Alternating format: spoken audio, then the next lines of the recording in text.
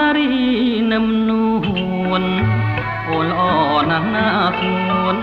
ពួននឹងបងដល់ណាអូនស្រស់ណាំងស្រស់លើងបុប្ផាទាំងរឹកពីគង់ងារសំអិតធោសំណាងបងបានជួបនឹងឆោមកែវស្រស់ឃើញភ្លាមចិត្តរៀមស្មងបានស្គាល់ទាំងឈ្មោះ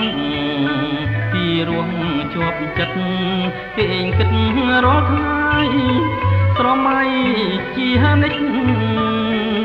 កុំបំភ្លេចឲ្យរៀម